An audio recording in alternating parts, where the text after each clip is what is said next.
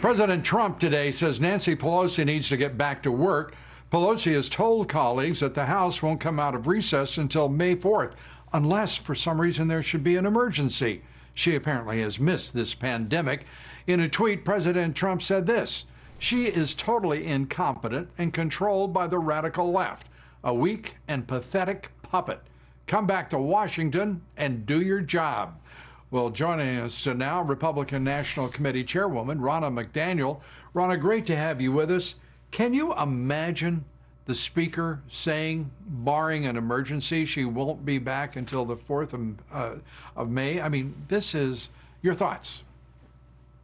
I think it's disgusting that she's in her mansion in San Francisco while millions and millions of Americans are losing their jobs, wondering if they're going to have a paycheck, wondering if their small business will remain open, and also losing their lives.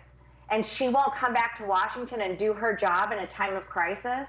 I think the American people are being let down by the Democrat Party, not only by that, but them not extending the PPP loans to small businesses so small businesses can stay open and continue to pay their employees. It is really, really a disgrace to see Nancy Pelosi failing the American people at this time.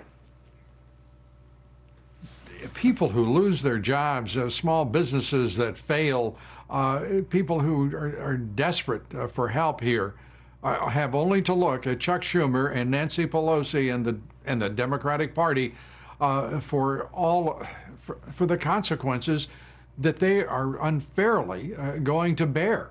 How does that make any political sense for even the radical Democrats? It doesn't. And, you know, I talked to someone today, a good friend of mine, and she said, we can't survive this. Our business will not survive this. And Democrats refusing to extend these small business loans. They know how popular this program is. And for her to not come back to Washington and work. The president is there every day. Dr. Fauci, Dr. Birx, they're there every day, working to help us get through this crisis. And for Nancy Pelosi to stay in her mansion during this time is just so disgusting and disgraceful. And the working class people in this country should recognize the Democrat Party no longer stands for them. And the president making it very clear that he is considering putting Congress and the Senate into recess. If they're not going to work, what is the point? And if all they're going to do is obstruct his nominees, he needs to move this government forward. That's what the American people elected him to do.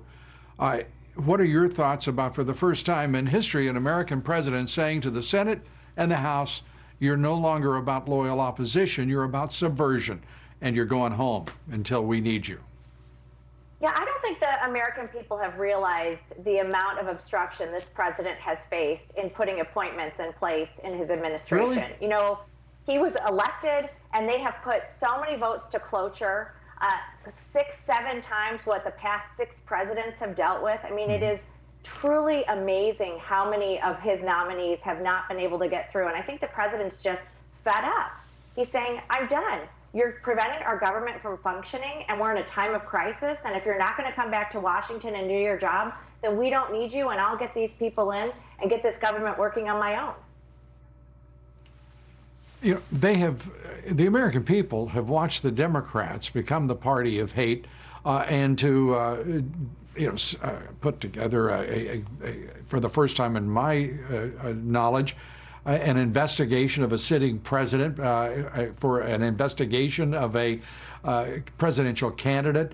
3 years it went on, both by the FBI and the special counsel and the impeachment.